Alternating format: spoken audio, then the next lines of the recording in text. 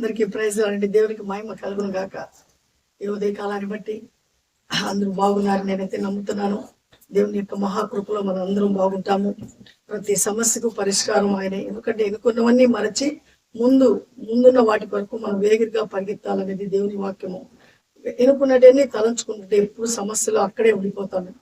విడిచిపెట్టేయాలా, ముందుకు వెళ్ళిపోవాలా. అప్పుడే దేవుని యొక్క కృపను శక్తిని మనము పొందుకుంటాము. చూడండి, ఇదిన మనము వాక్యం ధ్యానిద్దాము.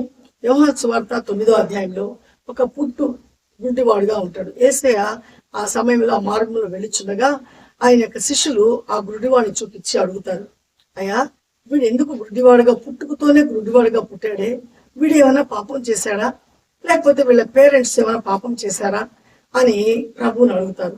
అప్పుడు ప్రభు చెప్తారు, వీడు ఏ పాపం చేయలేదు, వీళ్ళ పేరెంట్స్ ఏ పాపము చేయలేదు, అయితే వీని యందు దేవుని యొక్క క్రియలు అవి బయటపడాలని, దేవుడు మహిమపరచబడాలని అందుకు వాడు అలా పుట్టాడు అనేటువంటి మాట అంటాడు. అర్థమైందా? ఆయన అంటాడు, శిష్యులు అడుగుతున్నారు, ఎందుకు వీడు గుడ్డివాడుగా ఉంటున్నాడు, వీడు ఏ పాపం చేశాడు, లేకపోతే వాడు తల్లిదండ్రులు ఏమైనా చేశారా అంటే, నో ఎవరు పాపం చేయలేదు. దేవుని యొక్క కార్యములు, దేవుని యొక్క మహత్కార్యములు వీడిల్లో ఆ యొక్క లోకానికి చూపించేదాని కొరకు దేవుడు వాడిని అలా పుట్టించాడు అంటాడు. అప్పుడు ఆ అబ్బాయిని పిలిచి ఆయన ఏం చేస్తాడు, ఆ అబ్బాయి నన్ను స్వస్థత చేయని అడుగులేదు, కానీ దేవుని యొక్క క్రియలు లోకానికి చూపించేదాని కొరకు ప్రభు అయిన యేసుక్రీస్తు ఏం చేస్తారంటే, ఆయన అక్కడ ఉండేటువంటి మట్టిలో ఆ యొక్క తీసుకొని దాంట్లో ఉమ్మి వేస్తారు. అది ఆ గుడ్డివాడికి పిలిచి కళ్ళు మీద పూసి, నువ్వు వెళ్ళి అక్కడ సియోను అనేటువంటి కోనేరు ఉంది, సియోను అనేటువంటి కోనేరుకు అర్థం ఏంటంటే పంపబడిన వాడు అనేటువంటి అర్థము, అక్కడికి వెళ్ళి నువ్వు కళ్ళు కడుక్కో అంటాడు. అప్పుడు వెళ్ళి అతడు కళ్ళు కడుక్కుంటాడు.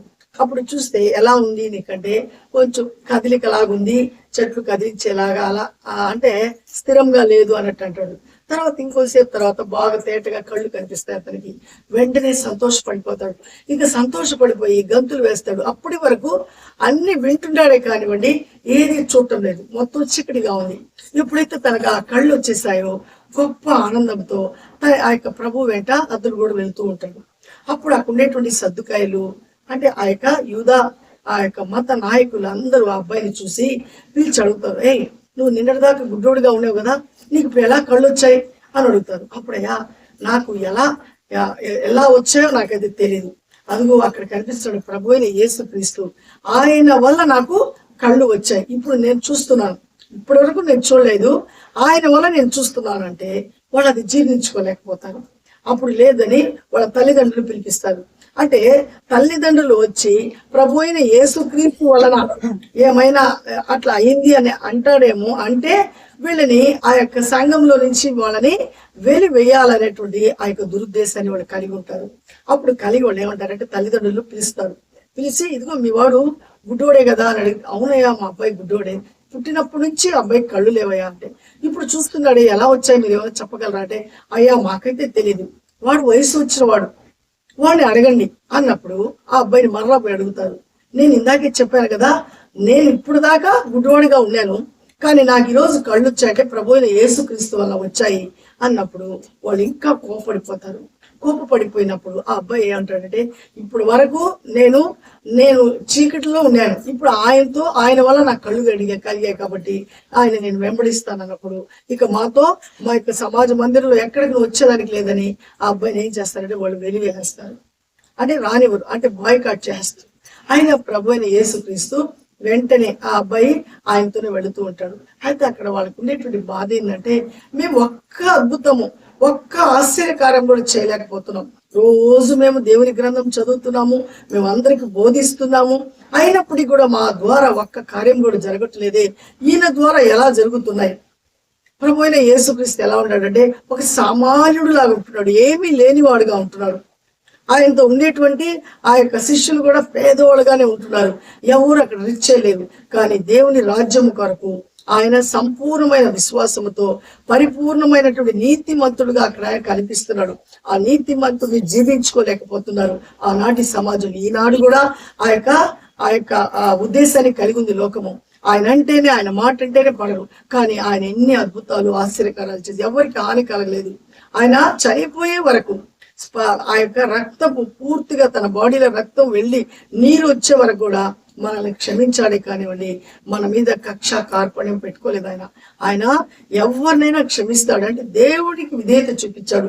దేవుడు లోకాన్ని ఎంతో ప్రేమించాడు కాబట్టి తన అద్వితీయ కుమారుణ్ణి మన కొరకు ఈ లోకానికి ఒక కానుకగా పంపించాడు.